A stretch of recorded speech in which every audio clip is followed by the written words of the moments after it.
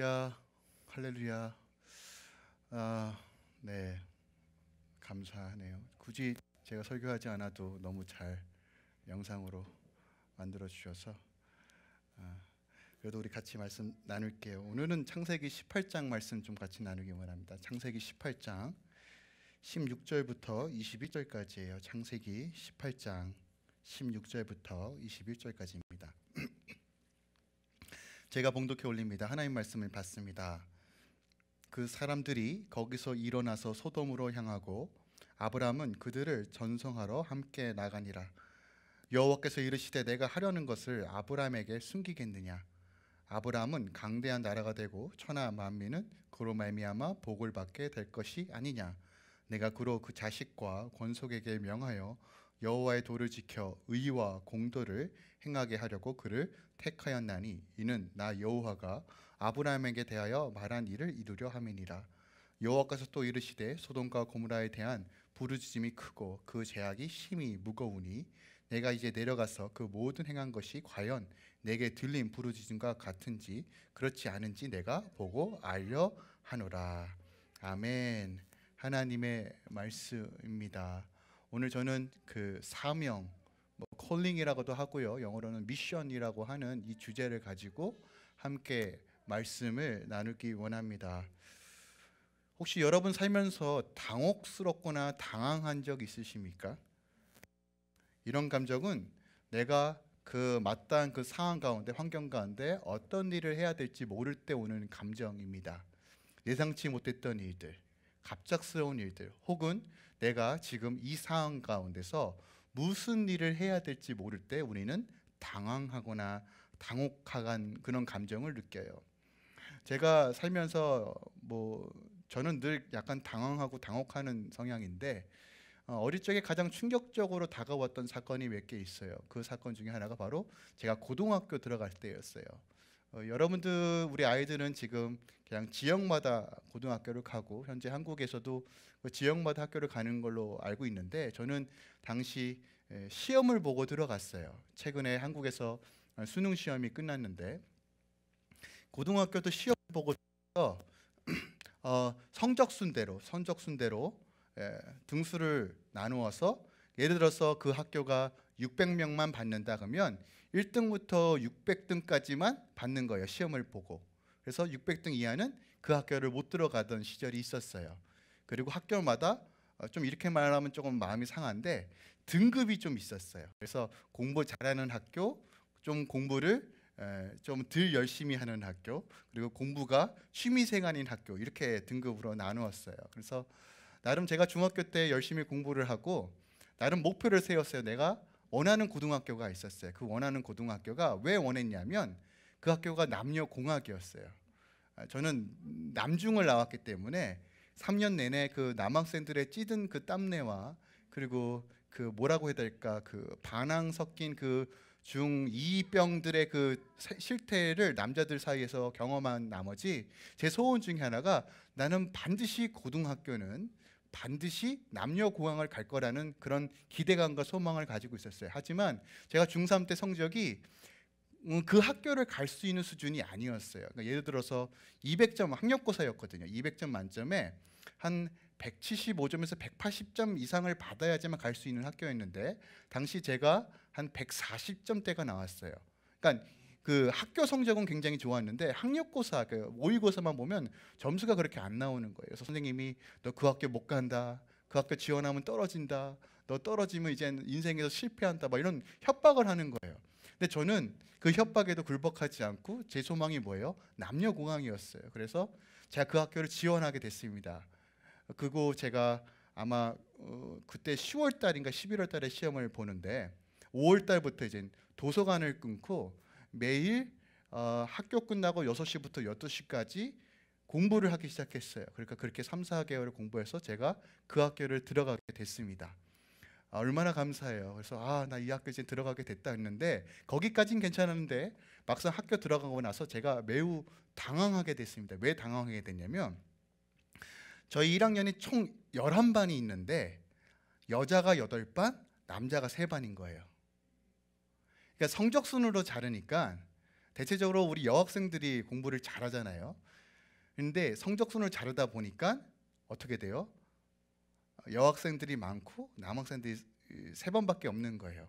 그러니까 저는 그런 상상력을 했어요. 아, 이제 남녀 공학이니까 같이 우리 꽃들과 함께 아름다운 캠퍼스 생활을 할 거야. 그런데 첫날부터 여자들은 되게 치이기 시작합니다. 길을 못 피기 시작했어요. 그래서 거기서 오는 당혹감, 당황함.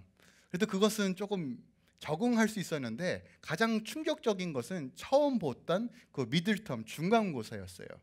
제 나름대로 제가 좀 자랑하는 건 아니지만 저는 5등 이상 벗어난 적이 없었던 사람이에요. 네, 그렇게 안 생겼죠. 네, 할렐루야예요. 그런데 제가 처음 1학년 1학기 중간고사 점수를 받고 나는 이제 공부하면 안 되는구나라고 깨달았어요. 이렇게 말하면 좀 이렇게 너무 솔직한 건데 제가 1학년 1반이었는데 총 52명 중에 제가 49등을 했어요. 그런데 점수가 나쁜 게 아니라 그거 아시죠? 1점 차이로 100등, 200등이 왔다 갔다 거리는 거예요. 전 깨달았어요. 저는 제가 나름 공부를 잘한다고 생각했는데 그 학교를 가고 나서 여학생이건 남상경 그런 상관이 없는 거예요. 그냥 저는 공부 못하는 학생이 돼버렸어요. 거기서 오는 좌절감과 당혹감이 아직도 지금 생각이 납니다. 그래서 그 후로부터 제가 공부를 좀 덜 할까 하고 생각하고 지금까지 살아오고 있는데 제가 이런 당혹감, 이 당황함은 보통 제가 익숙하지 않은 환경, 뭔가 내가 적응할 수 없는 환경 가운데 거할 때 오는 감정이에요. 당황함, 당혹감, 우리 싫죠. 그래서 보통 이 당황함, 당혹감이 왔을 때 사람들은 보통 이렇게 반응합니다. 어떤 사람은 의연한 척, 태연한 척, 괜찮아. 네, 이런 건 나한테 문제가 되지 않아 라고 의연하게 대처하는 사람이 있고요. 두 번째는 이것을 어떻게 벗어나지? 가만히 있다가 누군가의 도움이 올 때까지 기다리고 숨죽이는 사람이 있어요. 어떤 사람은 당혹감이 싫어서 그것을 회피하고 도망가는 사람이 있습니다. 본질적으로 우리가 당황하고 당혹한다는 것은 그만큼 그 상황에 대해서 대비하지 못했다는 것도 반영합니다. 물론 천재지변이나 우리가 예상하지 못했던 사건과 사고로 인하여 오는 당혹감도 있어요. 그런 것들은 우리가 어떻게 할 수가 없죠. 하지만 보편적으로 우리가 느끼는 당혹감과 당황함은 준비 부족 혹은 그것에 대해서 대비하지 못했거나 어떻게 내가 무슨 상황에서 어떤 일을 해야 되는지를 모를 때 오는 당혹감이에요. 예를 들어서 그 부부 모임에 왔는데 그 부부 모임에 초대받고 왔는데 우리 아내분들은 열심히 무엇인가 막 분주하게 돌아다니는데 우리 남자분들은 뭘 할지 몰라서 저 구석에서 쭈삣쭈삣거리는 것처럼 그런 당혹감이죠. 마찬가지예요. 우리 신앙에도 마찬가지입니다. 우리는 사명자예요. 제가 누누하게 말씀드리지만 하나님의 부르심을 받은 자들입니다. 그런데 이 부르심을 어떻게 감당할까? 대체 나에게 주어진 이 사명이 무엇인가? 그렇다면 사명을 알았다면 이것을 삶 가운데 어떻게 아웃풋할 것인가에 대한 구체적인 방향과 방법을 모르는 그리스도인들이 더 많다는 것이에요. 그냥 이런 생각을 해요. 나는 우리 예수님을 닮아가면 돼요. 교회 생활 열심히 하면 돼요. 예배자가 돼야 하면 됩니다. 뭔가 이렇게 두리뭉실하잖아요. 뭔가 조금 더 스펙스펙하고 뭔가 디테일하면 좋겠지만 뭔가 그냥 두리뭉실하게 그게 바로 사명자의 삶이야라고 얘기해요. 맞습니다. 우리가 정말 하나님 나라 위해 예수님을 닮아가야 되고 교회 생활 정말 충실해야 되고 또한 예배자가 돼야 돼요. 근데 이것이 실질적으로 어떠한 일들로 표현되는가에 대한 우리가 구체적인 그림이 필요하다는 것이에요. 그런데 이런 그림들은 초신자나 베이비 같은 신앙에게 하나님께서 말씀하시지 않아요. 어느 정도 믿음이 굳건해지고 또한 하나님의 나라를 품기 시작하는 자들에게 이제 구체적으로 말씀해 주십니다. 사회생활도 마찬가지죠. 어린아이 같은 초년생들에게 인턴들에게 중요한 일을 맡기지 않은 것처럼 그 과정 가운데 훈련받은 후에 그 훈련 후에 그 사명이 주어지는 것처럼 하나님 나라의 사명도 이와 마찬가지라는 거예요. 아브라함에게 하나님께서 말씀해 주신 그 부르심이 이제 구체적으로 어떻게 삶 가운데 적용해야 되는지를 말해주는 부분이 바로 오늘 본문의 말씀입니다. 아브라함을 통해서 정말 하나님 나라를 위한 삶, 복음으로 삶이 구체화되는 삶이 무엇인지를 오늘 본문이 우리에게 가르쳐주고 있습니다. 사명이란 이 단어는 구체적으로 맡겨진 임무라는 뜻을 가지고 있어요. 그러니까 왕이 사신에게 어떠한 명령을 전달합니다. 사신인 그 왕의 명령을 가지고 이행하는 것, 이것을 사명이라고 말합니다. 즉 사명자라는 것은 왕의 명령을 받고 행하는 자라는 뜻을 가지고 있어요. 하나님께서 아브라함에게 나타나셔서 사명자의 삶이 무엇인지를 말씀해 주셨어요. 즉 우리도 우리 주 예수 그리스도를 통해서 구원받는 모든 자녀들이 하나님의 말씀을 감당하고 이행할 우리의 책임이 있다고 본문은 우리에게 말해주고 있습니다. 그렇다면 이러한 삶이 구체적으로 어떻게 이루어지는지를 조금 더 디테일하게 살펴볼게요. 하나님 나라의 특성, 두 번째 포인트입니다. 하나님 나라의 특성. 여러분들 그 요약본들을 보실 수 있어요. 그러니까 제가 늘 말씀드리지만 저는 매주를 주는데 아름다운 요리를 만들어 주십니다. 우리 안주희 전도사님하고 이다운 간사님께서 영어와 한국말로 번역해 주세요. 그래서 여러분들 그걸 참조하시고 다시 한번 리마인드하면 말씀이 더 풍성해집니다. 그리고 구체적으로 저희 교회는 이 모든 것들을 또 데이터화해서 나중에 또 교재화해서 같이 성경 공부할 겁니다. 그래서 여러분들 주의 말씀을 가지고 매일같이 사는 것이 매우 중요합니다. 왜냐하면 하나님께서 이번 주를 어떻게 살아야 할지를 우리에게 주시는 말씀이니까 이 말씀을 되새기는 것이 중요합니다. 우리가 말씀이 끝나고 나서 집에 돌아가고 혹은 밥 먹고 나서 오늘 무슨 말씀을 나눌지 생각이 안 난다, 이런 건 두 가지 측면에서 문제가 있어요. 전하는 자가 문제고 받은 자가 문제예요. 그래서 둘 중에 하나가 문제니까 그 문제에 대해서 저는 끊임없이 싸울 것이고 하나님 앞에 엎드릴 것이고 또 여러분들도 하나님 앞에 싸움으로써 하나님께 말씀이 온전히 풍성해질 수 있도록 다시 한번 간구하시길 부탁드립니다. 그래서 꼭 메시지 그 링크 들어가셔서 다시 한번 리뷰하시고 데일리 퀘스천 적용하시길 부탁드립니다. 말씀으로 돌아가겠습니다.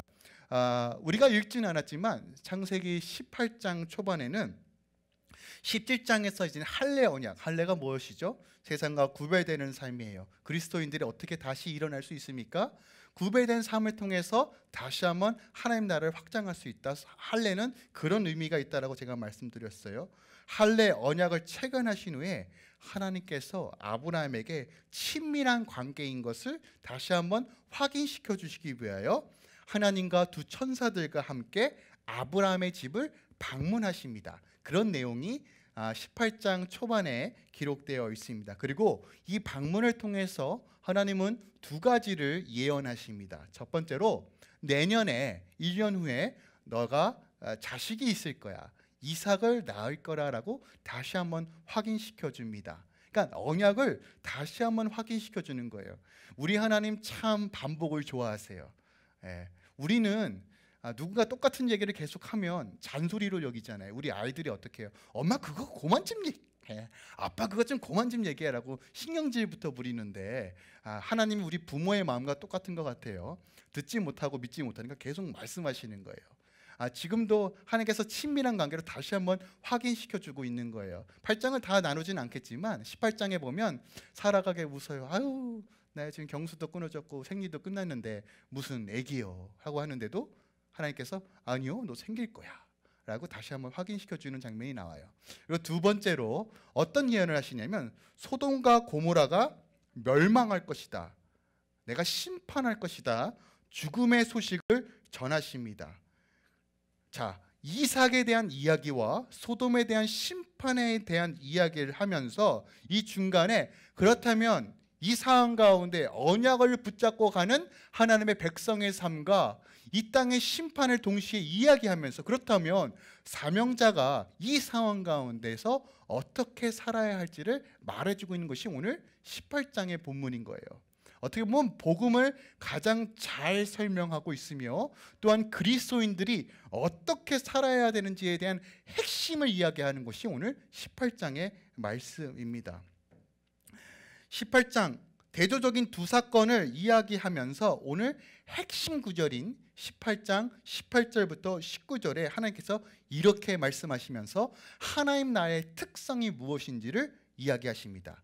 우리 함께 읽기 원합니다. 가정에서도 함께 읽기 원합니다. 시작. 아브라함은 강대한 나라가 되고 천하 만민은 그로 말미암아 복을 받게 될 것이 아니냐. 내가 그로 그 자식과 건속에게 명하여 여호와의 도를 지켜 의와 공도를 행하게 하려고 그를 택하였다라고 말하고 있어요. 자, 하나님께서 뭐라고 말씀하시냐면 여호와의 도를 지켜 의와 공도를 행하기 위해서 누굴 택했다고요? 아브라함을 택했다고 말해요. 자, 이 말은 하나님께서 아브라함을 구원해 주신 이유, 그를 부르신 이유가 뭐라고요? 여호와의 도를 지켜 의와 공도, 이것은 다른 말로 정의와 공의를 행하기 위해서 택하였다는 것이에요. 자, 하나님 나라의 두 기둥이 뭐라고요? 정의와 공의래요. 이것을 행하기 위해서 아브라함을 구원해 주셨고 우리를 구원해 주셨고 우리를 부르셨다라고 이야기하는 거예요. 자, 이해하셨죠? 이게 하나님께서 우리를 부르신 목적이에요. 그렇다면 우리 삶 가운데 그럼 하나님의 도를 지켜 의와 공도를 행하는 삶이 무엇인지를 구체적으로 알아야 돼요. 이것이 바로 복음으로 사는 삶, 믿음으로 사는 삶, 이 땅에 남은 자로서 사는 삶, 생명을 바라보며 하나님 나라를 사모하며 하나님 나라를 성취하는 삶의 우리의 모습이어야 한다는 것이에요. 그런데 오늘 뭐라고 얘기합니까? 나와 너의 children과 너의 household, 너의 권속들, 무슨 말이에요?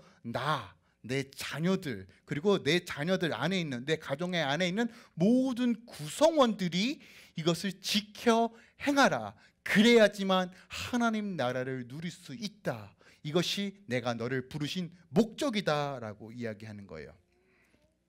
오늘은 조금 학술적인 용어들을 조금 사용할게요. 구약을 지탱하는 몇몇 단어들이 있습니다. 그 중에 하나가 오늘 여호와의 도라는 이 단어, 길이라는 the way라는 이 단어죠. 그리고 의와 공도라는 단어예요. 이게 원어적으로는 알 필요는 없지만 그래도 한 번은 언급하고 가는 게 좋을 것 같아요. 길이는 테라크라는 단어를 사용하고, 그리고 의는 체다카라는 단어를 사용하고, 공의는 미슈파트라는 단어를 사용해요. 이 단어가 매우 중요한 단어예요. 그러니까 나중에 이 단어를 가지고 다시 한번 좀 강해를 했으면 좋겠지만 오늘은 간단하게 이 단어를 조금 풀어서 설명해 볼게요. 왜냐하면 이것이 하나님의 말씀의 기준으로 해서 이해하는 것이 매우 중요하기 때문에 그래요. 그럼 이 도라는, 테라크라는 이 길은 어떤 의미가 있느냐? 밝고 만들어진 도로예요. 근데 길이 어떻게 만들어지죠? 누군가 지나가야지만 그곳에 길이 생기는 거예요. 한 번도 가지 않은 곳을 길이라고 말하지 않습니다. 그런데 누가 걸어가셨어요? 하나님께서 걸어가신 그것이 길이라는 것이에요. 즉 무슨 말입니까? 사람이 만든 게 아니라 하나님께서 만들어주신 율법과 규례와 법도와 전통이 바로 여호와의 도라는 뜻입니다. 그런데 이것은 신약에서 어떻게 표현하냐면 진리라는 단어로 표현해요.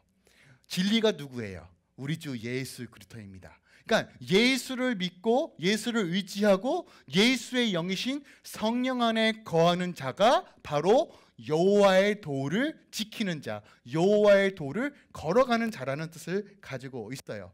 이것을 조금 더 다르게 표현하면 이런 거예요. 하나님을 경외하고 하나님을 사랑하고 내 마음과 내 뜻을 다하여 주님을 바라보고 믿음으로 다시 한번 걸어가는 자가 뭐예요?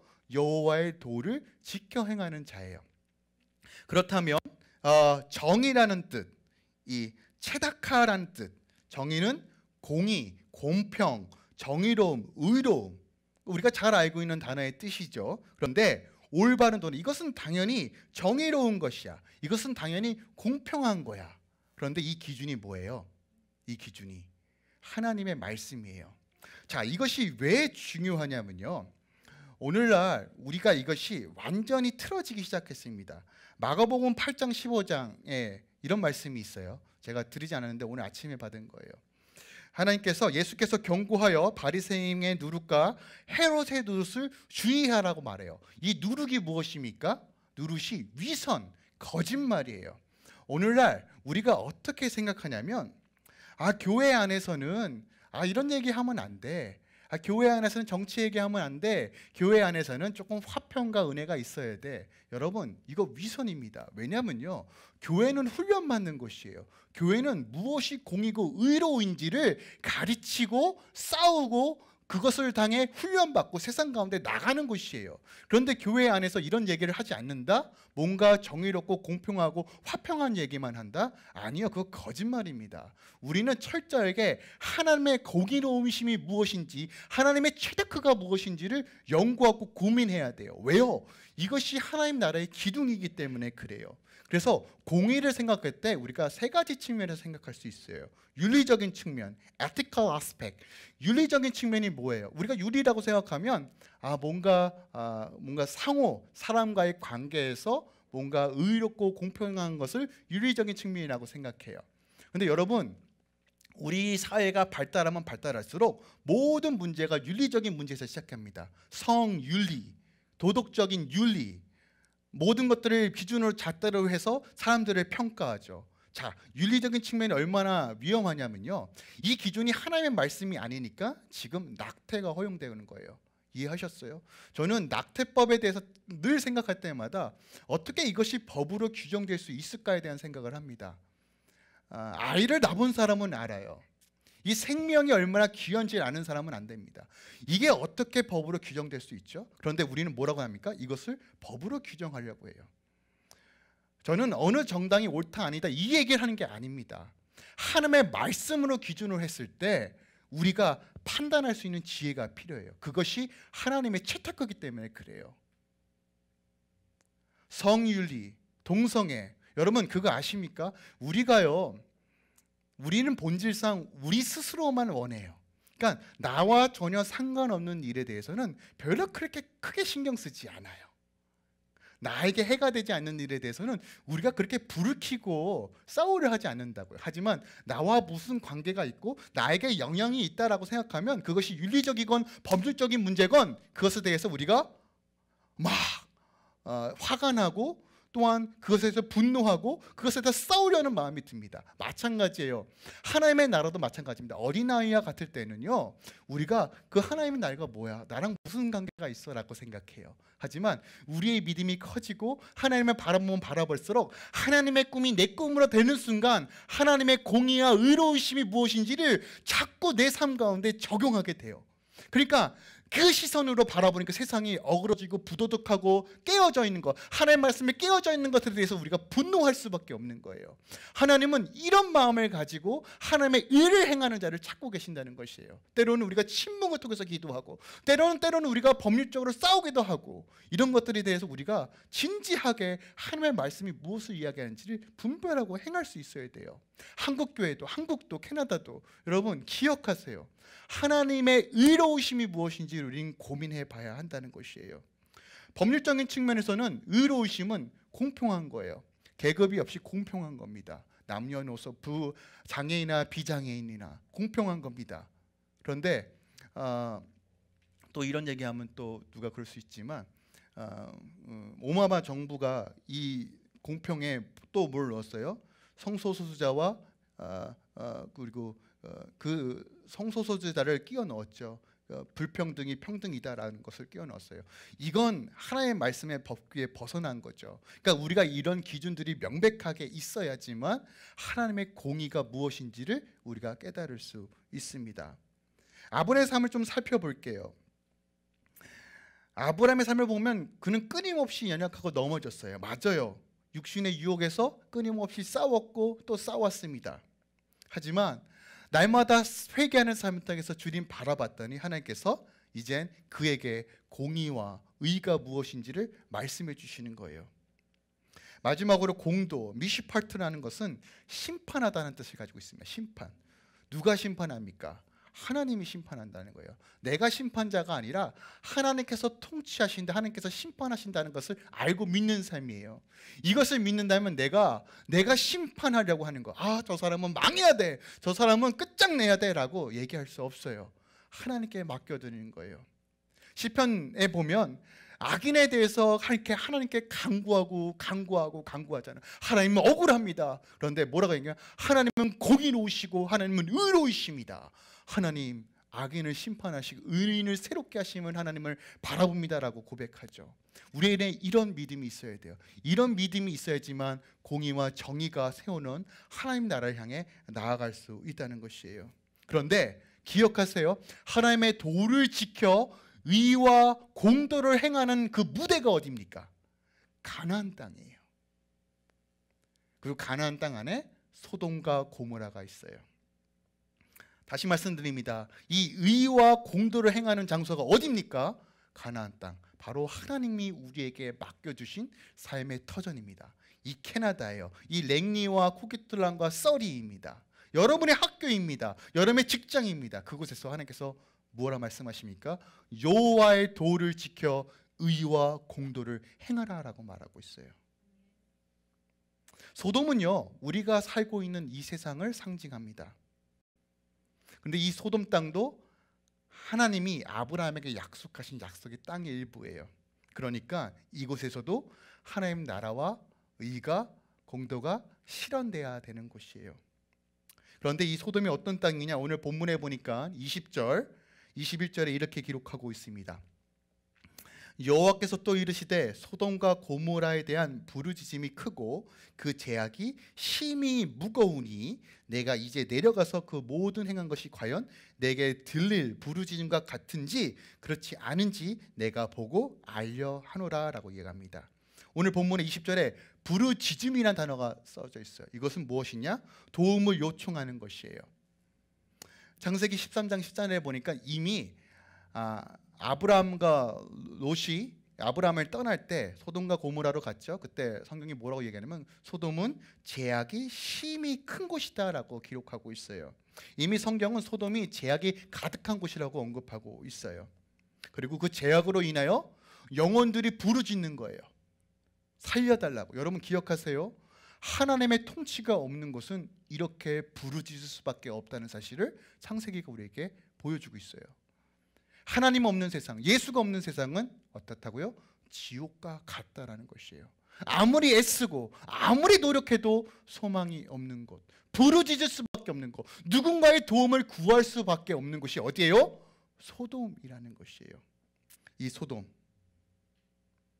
우리가 19장을 나누진 않겠지만 19장에 보면 소돔이 어떠한 것들이 이루어지고 있는지 성적인 윤리와 법도가 완전히 무너진 곳이에요. 남자가 남자를 탐하고 자기 욕망과 자기 의로만 살려고 하는 핵심적인 곳이 바로 소돔입니다. 그리고 이 소돔이 바로 우리가 살고 있는 이 도시, 이 땅이라고 성경은 말하고 있습니다. 그 어떤 것도 우리를 행복하게 할 수 없고 그 어떤 것도 소망을 품을 수 없는 곳, 그것이 바로 소돔이며 이 땅이라고 성경은 우리에게 말하고 있어요. 하나님은 이 죄로 어그러지고 깨어진 이 땅 가운데 하나님 나라가 건설되기 원하십니다. 그리고 누굴 통해 일하시기 원하십니까? 바로 사명자, 우리를 통해서 그 일을 행하기 원하십니다. 누군가는 이렇게 얘기할 수 있어요. 우리의 노력이 얼마나 큰 변화를 일으킵니까? 결국 세상은 주님 오시는 그날까지 죄를 떠났고 점점점 어두워질 것인데 우리가 굳이 그렇게 살아야 합니까? 맞는 말일 수도 있죠. 맞아요. 우리의 노력이, 우리의 애씀이 뭔가 표면적으로 결과로 보여주기 원하는데 세상은 점점 더 인간 중심적인, 하나님을 등지고 세상의 가치와 이념에 따라 살아가는 것처럼 보입니다. 그러나 여러분 기억하세요. 소돔은요, 죄가 넘쳐 흘렀기 때문에 망한 게 맞습니다. 하지만 우리가 읽지는 않았지만 소돔이 망했던 근본적인 이유는 의인 10명이 없어서 망한 거예요. 하나님은 이 땅에 의인을 찾고 계십니다. 왜 찾으실까요? 부르심을 따라 합당한 그 삶을 살아가는 자들을 통해서 한 명이라도 주님께 돌아오길 원하시기 때문에 그래요. 이 세상은 끝을 향해 달려갑니다. 주님 오시면 곳에 심판이 임할 거예요. 세상은 세상에 끝이 있다고 분명히 얘기합니다. 세상은 세상이 영원할 거라고 얘기하지만 성경은 반드시 끝이 있다고 얘기해요. 결국 이 세상은 심판과 불지옥으로 망할 거예요. 하지만 하나님은 그 한 영혼도 버리기 원치 않으십니다. 누굴 통해서 그 영혼들이 돌아오길 원하십니까? 우리를 통해서 그 부르심에 합당한 의와 공도를 행하는 주의 성도들을 통해서 주의 영혼들이 돌이킬 수 있도록 역사하신다는 것이에요. 그래서 사명자로 산다는 것이 무엇입니까? 구체적으로 오늘 이 본문 말씀을 베드로전서 2장 9절에 이렇게 표현하고 있어요. 베드로전서 2장 9절입니다. 함께 읽을까요? 시작. 그러나 너희는 택하신 족속이요 왕같은 제사장들이요 거룩한 나라요 그의 소유가 된 백성이니 이는 너희를 어두운 데서 불러내어 그의 기이한 빛이 들어가게 하시니에 아름다운 덕을 선포하게 하려 하심이라. 자, 이것이 바로 의와 공도를 행하는 자의 삶인 거예요. 자, 어두운 곳에서 불러서 하나님의 빛을 드러내도록 그게 의와 공도를 행하는 자예요. 바로 우리가 소돔과 고모라 같이 죄악으로 얼룩되어 있는 이 캐나다에서, 한국에서, 이 도시에서 약속의 땅을 쟁취하고 하나님 나라를 세워가는 사명자로 사는 것은 오늘 세 가지 측면에서 생각할 수 있어요. 첫 번째로 왕같은 자로서, 두 번째로 제사장 같은 자로서, 세 번째 아름다운 덕을 선포하는 선지자적 삶을 통해서 우리가 의와 공도를 행함으로써 하나님 나라를 세워가는 그 사명을 감당할 수 있다는 거예요. 자, 세 가지 미션 다시 한번 말씀드립니다. 첫 번째로 왕 같은 자로서, 두 번째로 제사장 같은 자로서, 세 번째 선지자 같은 자로서 우리가 이 사역을 감당했을 때 이 땅에 하나님의 의와 공의가, 정의와 공의가 온전히 세워짐으로써 내 삶 가운데, 내 지역 가운데 하나님 나라가 세워질 수 있다라고 말씀이 선포하고 있는 거예요. 자, 첫 번째로 그렇다면 우리가 이 땅에서 왕적, 정말 왕 같은 삶, 왕 같은 역할을 감당한다는 것은 어떤 의미가 있을까요? 자, 왕의 역할이란 것은 뭐냐면 하나님께서 우리의 왕이시잖아요. 그러니까 하나님의 역할을 대행하는 자들이에요. 우리가 다시 말씀드리면 사명이 뭐라고요? 왕이 어떤 오더를 내리죠. 그러면 그 오더를 가지고 가는 것이 사신이죠. 근데 이 사신에게는 왕과 동일한 권세와 권위가 있어요. 그죠? 왕의 명을 가지고 가기 때문에 다른 나라에게 왕의 명을 전달할 때 이 사신에게는 왕과 동일한 권위와 권세가 있어요. 그 말을 전달하는 그 과정까지. 맞죠? 그러면 우리에게도 하나님이 이 세상을 통치하시는 그 통치적인 개념이 우리 안에 있다는 것이에요. 당시 근동지방에서는 한 부족의 족장이 왕 같은 존재였어요. 실제적으로 아브라함은요, 창세기 14장에 보니까 용사가 318명이나 가지고 있었어요. 그래서 이 용사를 가지고 롯을 구하죠. 실제적으로 군사를 거느리고는 한 나라의 왕처럼 그렇게 살았다는 것이에요. 또한 아브라함과 사라의 이름을 풀면 아까도 동영상에 나왔지만 아브라함은 열국의 아비, 사라의 뜻은 열국의 어머니, 또한 왕비라는 뜻을 가지고 있어요. 그러니까 이름만으로도 이들이 왕족, 왕의 역할을 감당한다는 사실을 성경은 말해주고 있습니다. 창세기 1장 28절 볼게요. 창세기 1장 28절에 하나님께서 인간을 창조하시고 이런 말씀하십니다. 보세요. 하나님이 그들에게 복을 주시며 하나님이 그들에게 이르실 때 생육하고 번성하고 땅에서 충만하라, 땅을 정복하라, 바다의 물고기와 하늘의 새와 땅에 움직이는 모든 생물을 다스리리라. 여러분, 왕은 지배를 받는 자가 아니라 지배하는 자입니다. 왕은 다스리는 자예요. 근데 하나님께서 우리를 어떻게 창조하셨다고요? 창조하신 후에 어떤 역할을 주셨습니까? 왕으로서 다스리는 역할을 주셨어요. 그러니까 통치자로서 우리가 이 땅 가운데 사명을 감당해야 돼요. 그렇다면 이 통치자가 어떤 모습으로 이 사명을 감당해야 될까요? 가장 좋은 모델이 뭐예요? 우리 예수님이죠. 그 예수님이, 참되신 우리 예수님이 이 땅에서 어떠한 일을 하셨는지를 우리가 보면 왕 같은 자로서의 역할, 이 사명이 무엇인지를 알 수 있어요. 누가복음 4장 18절에서 19절 말씀입니다. 보세요. 예수님께서 이 말씀을 어떻게 선포하시냐면 마태랑 마가는 회개하라 천국이 가까이 왔느니라 라고 복음이 선포하셨다면, 누가는 이 말씀을 통해서 복음이 무엇인지, 하나님 나라가 어떻게 도래해야 하는지, 메시아이신 왕이신 예수님께서 어떠한 사역을 할 것인지를 설명하고 있는 것이 누가복음 4장 18절에서 19절이에요. 예수님께서 회당에 딱 들어가시고 이사야 61장 말씀을 딱 피십니다. 그리고 선포하세요.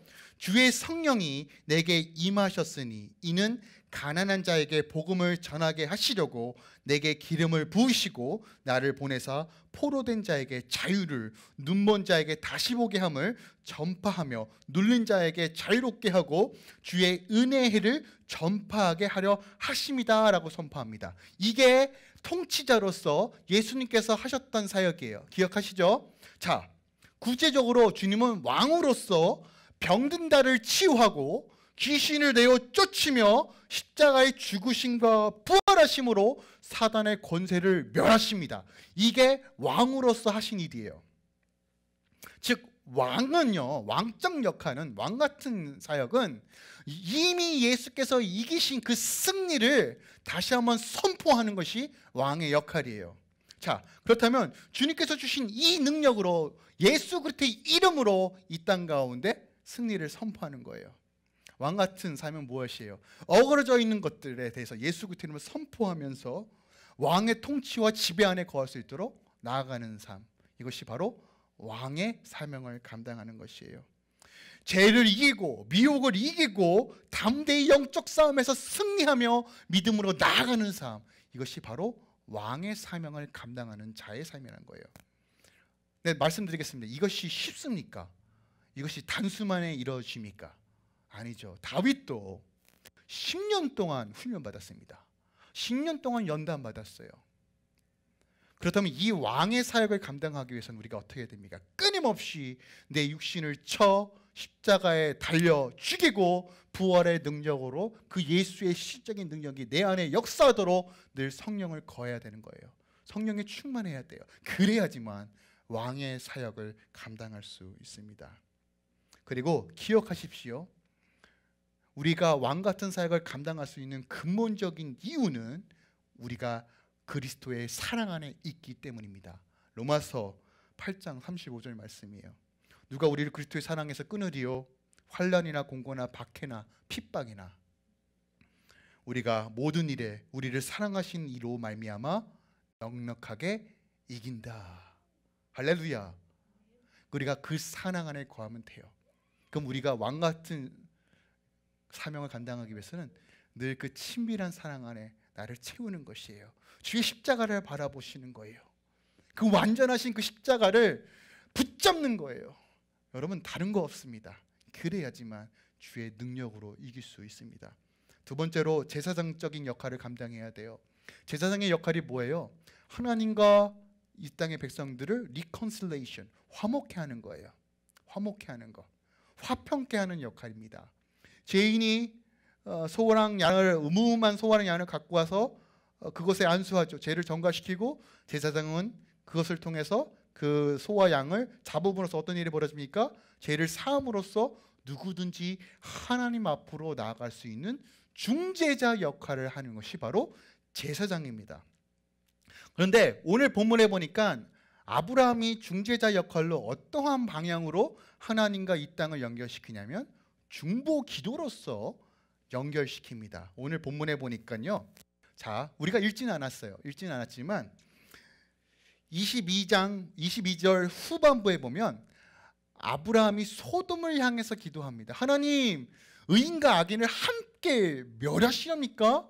그리고 하나님, 의인 50명만 있으면 소돔을 멸하지 마세요. 그런데 하나님께서 그렇게 하겠다. 또 물어요. 45명은요? 하나님 40명은요? 하나님 30명은요? 하나님 25명, 하나님 10명은요? 하나님께서 그렇게 하시겠다라고 대답하시죠. 무엇을 얘기해요?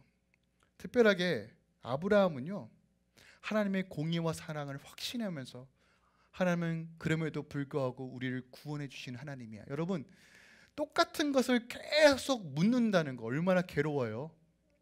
50명, 45명, 40명 저는 못할 것 같아요. 왜 못하냐?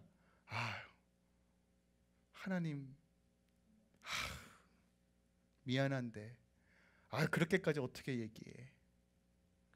우리도 그렇잖아요. 뭔가 똑같은 걸 또 질문하는 거, 뭔가 아쉬운 소리 하는 거 너무 힘들잖아요. 그죠?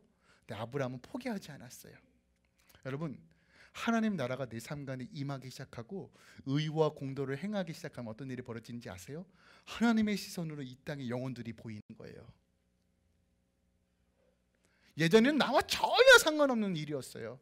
한국이 어떻게 되든 이 나라가 어떻게 되든 낙태법이 못든 동성애가 어땠든 전혀 상관없는 일이었어요. 그런데 하나님의 나라가 내 안에 임하기 시작하면 내 관점과 생각이 바뀌는 거예요. 저 영혼들 하나님께로 돌아와야 되는데 이 땅에 지금 교회가 무너져 가고 있는데 하나님 긍휼히 여겨주세요. 그 마음이 부어지는 거예요. 그런데 오늘 아브라함이 어떻게 기도했냐면 27절에 보니까 이렇게 기도해요. 나는 티끌이나 재와 같사오니 감히 주께 아뢰나이다 라고 얘기해요. 내 힘으로 아무것도 할 수 없어요. 근데 중재자의 마음이 뭐라고요? 겸손의 겸손이에요. 오직 하나님만이 하실 수 있습니다. 감히 내가 티끌과 같고 버러지와 같고 아무것도 아닌 존재임에도 불구하고 하나님의 그 크신 그 사랑을 의지하여 하나님께 간구합니다 라고 나가는 거예요. 여러분, 중재자는 이런 삶을 사는 거예요. 이게 바로 제사장적 삶이에요. 그리고 끝까지 포기하지 않아요. 당시요, 소돔에는 누가 살고 있냐? 조카 롯이 살고 있었어요. 조카 롯과 아내와 두 딸이 살고 있습니다. 가족이 있기 때문에, 친척이 있기 때문에 더 간절했을지도 몰라요. 하지만 성경에는 그들을 위해서 기도한 게 아니라 그 땅을 위해서, 그 도시를 위해서 기도하고 있는 아브라함의 모습이 보입니다. 여러분 기억하세요. 내 안에 이 땅을 향한 열망과 마음이 자꾸 생기지 않는다? 그럼 다시 하나님 앞에 관계 가운데 회복하셔야 돼요. 근데 하나님의 관계가 회복되어지고 하나님의 나라 의가 내 삶 가운데 충만해지기 시작하면 나오는 가장 대표적인 특징이 바로 열방을 품게 해달라고 기도하는, 하게 되는 그 마음이 생기는 거예요. 이건 너무나 당연한 겁니다. 하나님의 마음이 부어지는 거예요. 그러면 이 마음이 부어지도록 여러분 간구하셔야 돼요. 주님, 내가 제사장적 사명 감당하기 원합니다. 이것이 하나님의 부르심입니까? 내가 그것에 순종하겠습니다라고 결단하세요. 그러면 하나님께서 그 사명을 감당할 수 있도록 인도해 주십니다. 우리는 사랑의 빚진 자예요. 그 어떤 것도 하나님의 은혜를 갚을 길이 없어요. 근데 하나님께서 길을 열어주셨어요. 그의 나라의 일에 동참하게 해주셨어요. 이것보다 얼마나 더 값진 일이 뭐가 있습니까? 주의 나라를 위해 힘쓰는 거, 이 세상이 멸망을 향해 달려가지만 그 나라를 확장하로써 주의 백성과 함께 그 영원한 나라를 향해 나아갈 수 있도록 인도하는, 그것보다 더 귀한 일이 뭐가 있어요? 하나님께서 그 일을 위해 우리를 부르십니다. 여러분, 제사장적 사명 감당하도록 간구하십시오. 마지막으로요, 선지자적 사명을 감당합니다. 선지자적 사명. 17절에 보세요. 17절에 이렇게 하나님께서 말씀하세요. 여호와께서 이르시되 내가 하려는 것을 아브라함에게 숨기겠느냐? 뭐예요? 내가 아브라함에게 다 말한다는 거예요. 선지자가 뭐예요? 하나님의 말씀을 듣고 대언하는 자가 선지자예요. 맞죠? 그러니까 하나님의 뜻이 무엇인지를 삶을 통해서, 입술을 통해서 증거하는 자가 선지자예요. 근데 선지자의 특징이 뭐예요? 사람을 의식합니까? 아니죠. 이 사람이 이렇게 얘기하면 시험 들으니까, 이 사람이 이렇게 얘기하면 나를 싫어하니까 사람 골라가면서 얘기합니까? 아니죠. 선지자는 하나님의 말씀을 그대로 선포하는 거예요. 여러분, 우리 안에 이 선지자의 영성이 회복돼야 돼요. 물론 우리가 공동체 안에서 화평케하고 서로 도와가면서 믿음이 부족한 자를 들어세우는 거 맞습니다. 하지만 여러분, 죄는 죄로 얘기하고 어그러진 것은 어그러졌다고 얘기하며 우리가 온전히 믿음으로 설 수 있도록 이 선지자의 영성이 회복돼야 돼요. 그런데 이 선지자의 영성을 어떻게 우리 삶 가운데 드러낼까요? 여러분, 예전에는요, 말로써 증거를 했어요. 복음 증거할 때 말로 증거 많이 했죠. 근데 여러분 기억하세요. 지금은 내 말로써 복음이 증거되는 시대가 어려운 시대에 살고 있어요. 여러분, 제가 이 말씀을 꼭 드리고 싶어요. 메신저와 메시지 중에 어느 것이 더 중요할까요?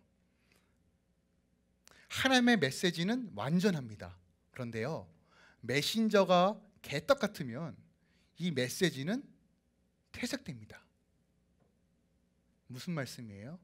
하나님의 말씀이 완전하지만 그것을 전하는 메신저가 하나님의 공의와 의로 살지 못하면 그 메시지는 사람들로부터 거짓된 것으로 평가받는다는 거예요. 오늘날 우리의 못된 교회들이, 그리스도인들이 왜 세상의 질타를 받습니까? 메신저의 삶을 살지 못하기 때문에 그래요. 선지자의 영성이 회복되어야 됩니다. 삶과 신앙이 일치되는 것, 주의 말씀이 나를 끌고 가는 이 영성이 회복되어야 됩니다. 하나님께서 그걸 요구하시는 거예요. 자, 말씀을 정리합니다. 아브라함에게 여호와의 도를 지켜 행하며, 누가 지켜요? 나와 우리 자녀들에게 가르치고 내 가정에 있는 권속들, 하우스홀드에게 다 증거하며 지킴으로써 무엇을? 의와 just, righteous와 just, 의로움과 공의를 온전히 세워가는 거예요. 어떤 기준이요? 말씀의 기준으로. 세상의 기준이 아니에요. 세상의 이념이 아닙니다. 정치적인 색깔이 아니에요. 하나님의 말씀의 공의와 의를 세우는 거예요. 그리고 이 사역은 구체적으로 어떻게 나타난다고요? 왕적인 사역으로, 제사장적 사역으로, 선지자적 사역으로 나타납니다. 근데 이 일, 좁은 길입니다. 협착한 길이에요. 세상의 질투와 미움과 때로는 손해를 보는 길입니다.